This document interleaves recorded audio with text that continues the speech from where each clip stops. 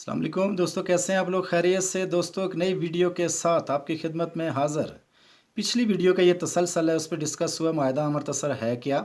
कश्मीर की रियासत एक आज़ाद और ख़ुद मुख्तियार रियासत थी या नहीं थी? वो एक डिटेल से उस पर डिस्कशन हुई। दोस्तों, महाराजा गुलाब सिंह था कौन? महाराजा गुलाब सिंह एक डकैत, ज़ालिम और ग़द्दार था। दोस्तों, तफसील में जाने से पहले चैनल को लाइक करें, सब्सक्राइब करें, बेल आइकन का बटन ज़रूर दबाइएगा। ये गद्दार कैसे था, डकैत कैसे था, महाराजा गुलाब सिंह और ज़ालिम कैसे था? दोस्तों, रंजीत सिंह की गवर्नमेंट, रंजीत सिंह की रियासत जम्मू भी उसी में था। तो जम्मू में इसके फ़ौजी बहुत ज़्यादा मज़ालम ढहा रहे थे। वहाँ से लोग औरतों को उठा के ले जाना, अपनी मर्ज़ी से ज़बरदस्ती शादियाँ करना। तो जम्मू में एक डोगरा मियाँ डीडू इसके ख़िलाफ़ उठ खड़े हुए। उन्होंने काफ़ी रेजिस्टेंस दिखाई और उन्होंने अटैक भी शुरू कर दिए। ये सारी चीज़ें देख के रंजीत सिंह गुस्से में आया और उसने अपना लाव लश्कर के साथ लाहौर से जम्मू पर लड़ाई करने निकल पड़ा। ये मौका गनीमत जान के गुलाब सिंह ने कहा, ये मेरा इलाका है, मैं खुद उसको देख लूँगा।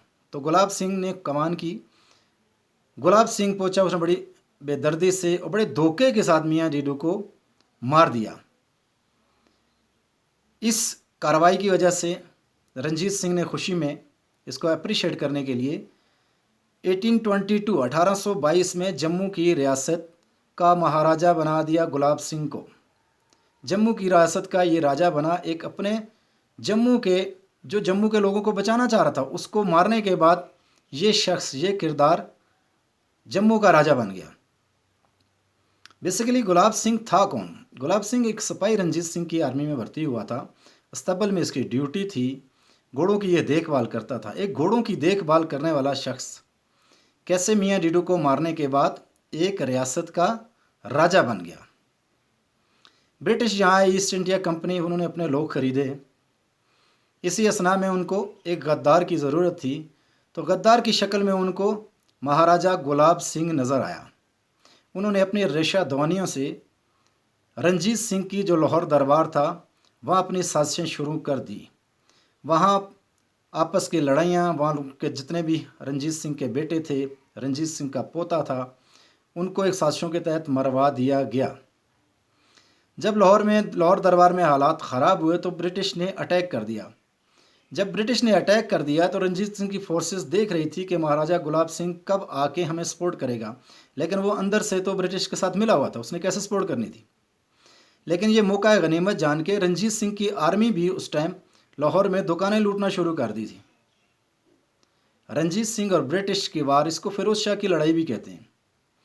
जब ये लड़ाई थी, वहाँ लड़ाई लड़ रही थी और रंजीत सिंह का सिपाही, जिसको रियासत जम्मू की रियासत भी रंजीत सिंह ने दी, उस शख्स ने लाहौर से जेवरात, सोना और पैसे लूट के अपनी बहन को लेकर जम्मू भाग गया।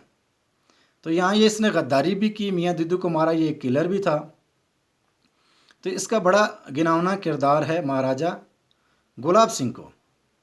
अब एक रंजीत सिंह का सिपाही है, 16 मार्च 1846 लाहौर दरबार को शिकस्त देने के बाद ब्रिटिश ने एक माहिदा किया और ब्रिटिश ने रंजीत सिंह को हराया और रियासत उन्होंने 75 लाख नानकशाही में बेच दी रंजीत सिंह के एक सिपाही गुलाब सिंह को।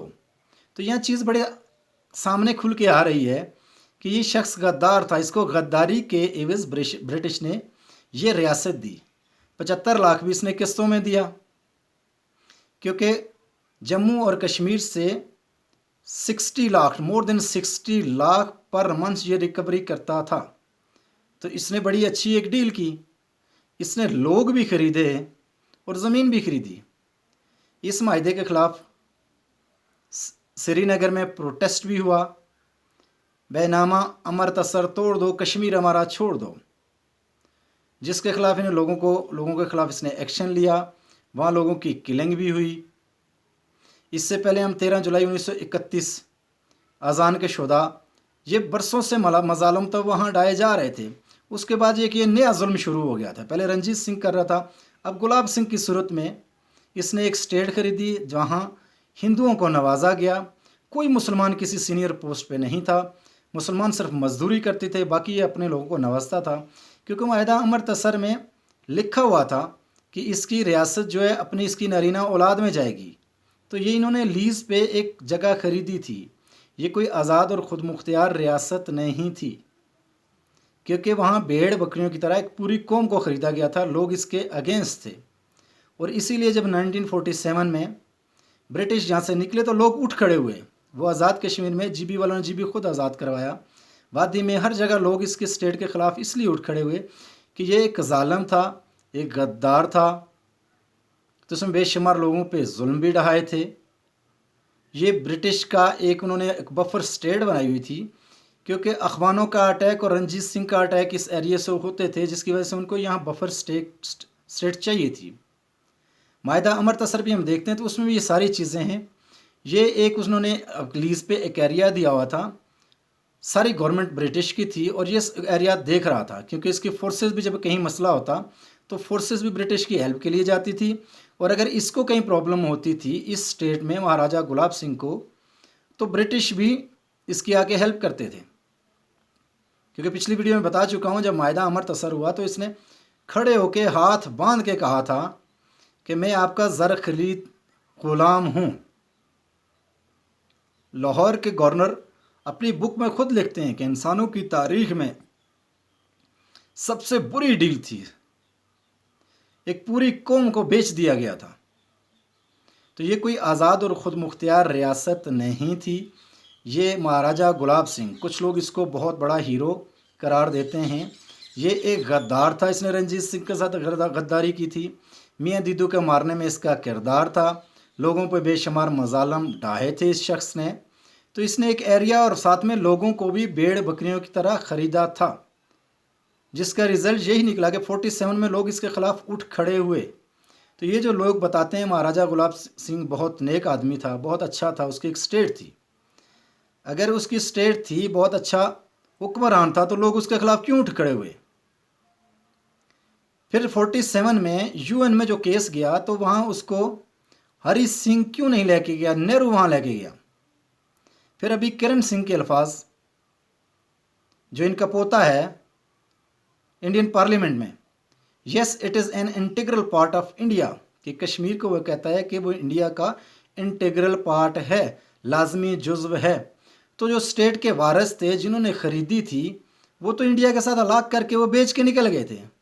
उन्होंने 75 लाख नानकशाही में वो भी जो लाहौर दरबार से चुराए थे, वही कीमत दे के अपनी गद्दारी के एवज़ उनको एक स्टेट मिली थी, वो इंडिया के हाथ बेच के निकल गए।